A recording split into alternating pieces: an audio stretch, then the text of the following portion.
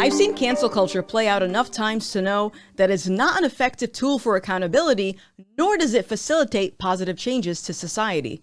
Regardless of what people's intentions are for canceling someone, the manner in which we do it could mean the difference between you being the solution or becoming the problem. Unfortunately, this is very difficult to convey to someone that lacks emotional maturity and self-awareness.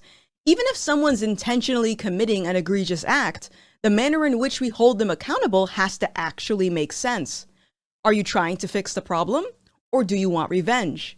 Are you trying to make the world a better place, or are you simply taking out your frustration? These are questions that I wished every person would ask themselves before attempting to hold another person accountable for something they did or said. Now, I've made it very clear that I find cancel culture to be repulsive, and generally speaking, I find the practice creates more problems than it solves.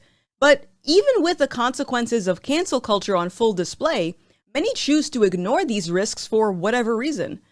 My concern comes from the total disregard of due process, because at this point, we have enough examples to show that cancel culture is a hot mess. Regardless if someone actually did something wrong, there's a proper way to hold someone accountable, and cancel culture is clearly not it. So at this point, if people are still seeking punishment through social justice, as opposed to using the proper channels, I can't help but compare their behavior to that of an addict.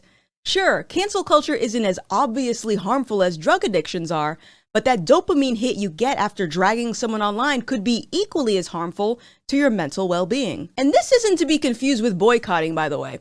I fully respect anyone's decision to withdraw their support from someone or something that they don't agree with. It's the public spectacle that I find to be the problem, which inevitably attracts more attention, thus overcomplicating or making matters worse. Why does accountability or punishment need an audience? Is it for the clicks and the clout? Accountability existed long before the internet, you know. But again, we're dealing with people that are addicted to social justice. And just like any other addiction, sometimes the road to recovery is a process and not something that happens overnight. Which pretty much explains why I continue making videos about cancel culture. It's because I want you to get better.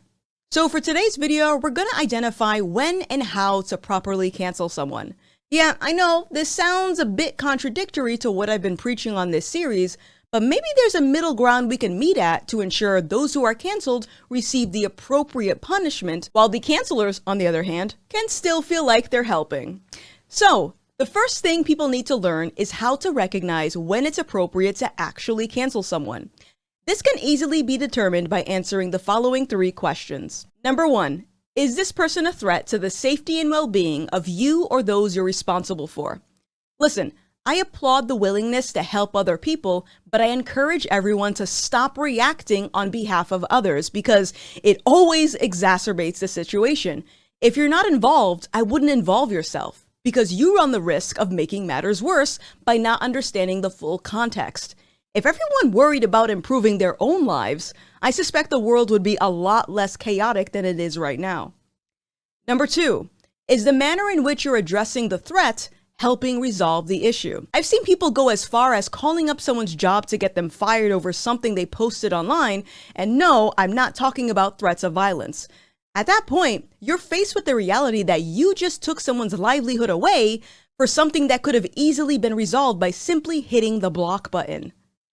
Number 3, has this person actually committed a crime, and have they already answered for that crime? Regardless of what the answer is, I recommend staying out of it unless, of course, you're actually involved.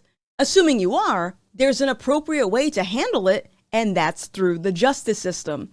I realize this isn't what people want to hear, but if a crime was actually committed, they're entitled to a fair trial in the same way that you would also expect a fair trial.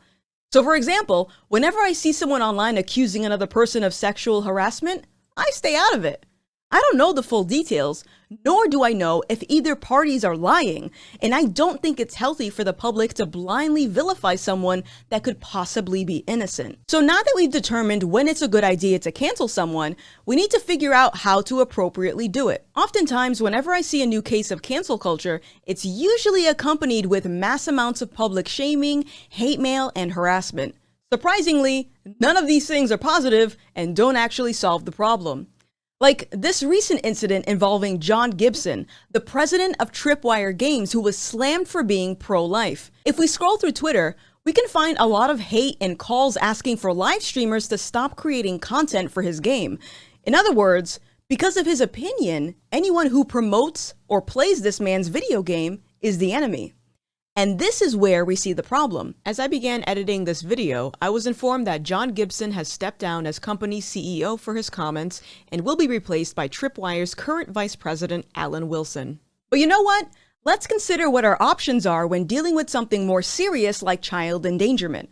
For example, let's consider the recent case involving Gabriel Gipe, the high school teacher who was recently exposed for radicalizing and indoctrinating his students with Marxist ideology, which obviously is not a part of the school curriculum. Project Veritas, the conservative media advocacy group, got Gabriel on camera admitting that he radicalizes his students by scaring the out of them. The guy even had a poster of Mao Zedong in his classroom. You know, the communist dictator who was responsible for millions of deaths. Not only that, Gabriel admitted there were other teachers just like him who are using the public school system to turn students into communist revolutionaries.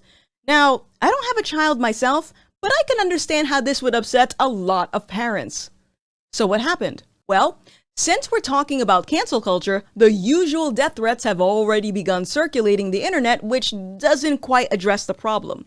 I get that people are upset, but will those death threats weed out the other teachers who are brainwashing the students? I don't think it will. The good news is, the parents of the students confronted the school board urging criminal charges be brought against Gipe. At this time, Gabriel has been placed on leave and there's talks of pursuing termination pending a formal investigation. So now the question is, should Gabriel be arrested and charged for his behavior? Let's consider a few points. Do I think he should be arrested for being a Marxist? No, that's his American right, whether or not I agree with it. Do I think he had the right to indoctrinate students to his ideology using fear tactics? Absolutely not. And do I feel like that warrants criminal charges? Personally, yes, but I'm leaving that up to the courts. And I don't say criminal charges lightly. This man was sending underage kids for extra school credit to protests and rallies to spread the word of Marxism, knowing very well we have a very politicized society as of right now. And that brings us to our final question.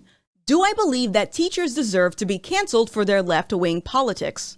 No, because there wouldn't be any teachers if we did that. That was a joke.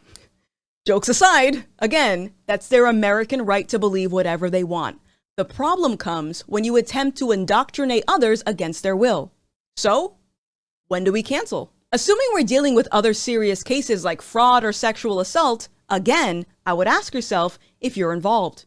If you're not, then the best option would be to encourage the victim to report these crimes directly to the authorities. Remember, there are 3 sides to every case: Party A's version, Party B's version, and the truth.